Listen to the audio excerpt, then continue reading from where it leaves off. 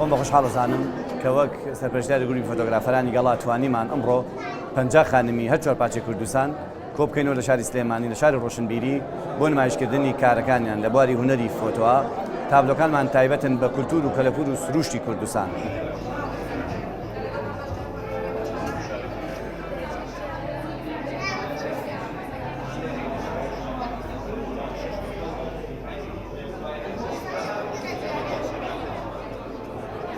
وێنەگر ڕۆزی تاستیق لە ئەم پێشانگایە بەشداریم کردووە. وەکو گروپی گەڵا زۆر سپاسی کاگناسی علی خەیات و کاکدانا ئەەکەم لەبەرەوەی ڕێهەستان بەڕێکخستنی ئەم پێشانگایە و هەروەها سپاسی خات و خەنجا ئەەکەم لەبەرەوەی هەستا بە کۆکردنی خانمانی کە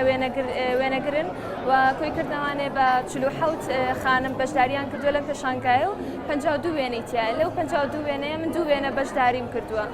ئەو 2 وێنەی کە من بەشداریم تیا کردووە ئەمە نمونەیەکیانە. لەناو وێنەکان مامە سرکەیم بەکارێناوە.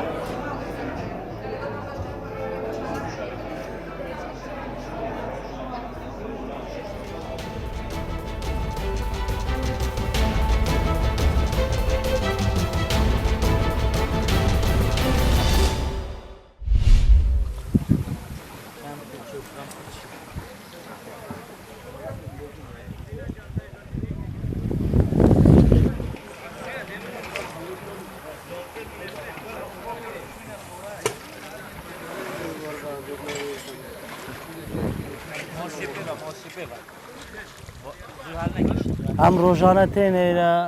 بۆ ڕاوەماسیێ هەم بۆ جاوگۆڕینی و بۆ ئارامبوونا یعنی ئینسانە و هەم بۆ بەشێکی ماسیە گرتنی بۆ خواردنی بۆ ماڵ بێ چه بەشی ماڵ بێ چەندە کاڕێ برادەر دە پێک بەهینەیرە لێرە دوو نەحوە ماسی هەی ماسیە پانکای هەی ماسیە دەفگۆلک بێنێ ماسیە دەفگۆلک ماسیە دەفگۆلک زۆری مەزنە ئەو ئیلە گۆما یلخاری الکوراتیە نایەتە دەری ئیلا و پیشەوێ بێتە گرتنی دەوری سەعات 12 دەبی ئیلا گۆشتە بۆ سۆر کە ئەوە پێوەنی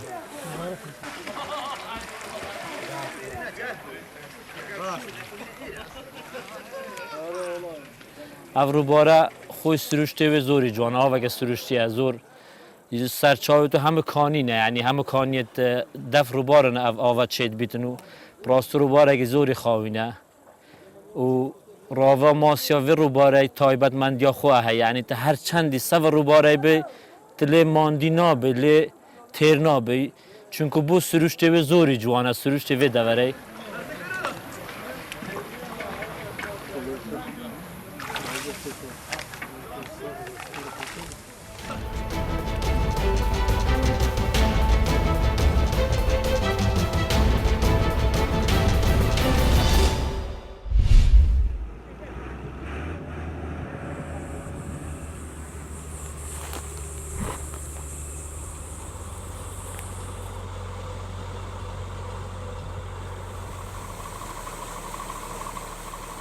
ساڵهای ساڵە گەنمە هەر هەبوو درۆنەمان کردووە و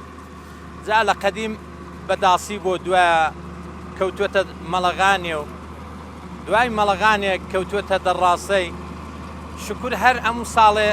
پیشرەفتە ئەرعانیش لە کۆمپایە بە کۆمپای کارێ دەکەین ساڵان هەبوو مەسەلەن 8 تۆن 9 تۆنمان هەبووە شکری خودای ئەو ساڵ زایرە نەگە چاو لێ دەکەین لە 7 تۆن تا 8 تۆن بەهرەی یەکتاری بەراومان هەیە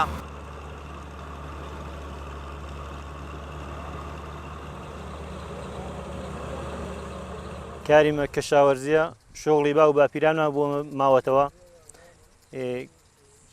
کاسپی ماوە ساڵ گەنم و چەوەندەر بووە